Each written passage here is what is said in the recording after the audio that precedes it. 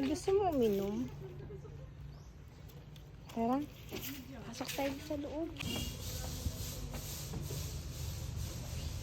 Saan nga ulit kita nakita? Sa gilid po ng kalsada. Beo, may dumi ka sa mata.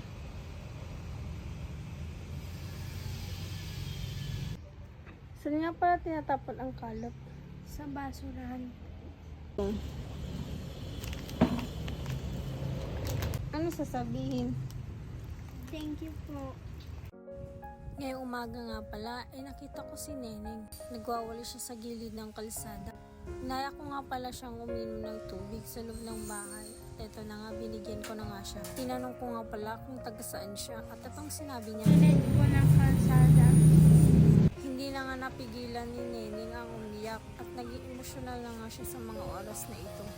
Dahil sa murang edad, ito ang kanyang sitwasyon. Tinanong ko nga pala siya kung saan siya kumukuha ng pagkain at ito ang sagot niya. Sa basurahan. Binigyan ko nga pala siya ng makakain at tuwang-tuwa naman ang bata. Siya ay nagpasalamat. Thank you po.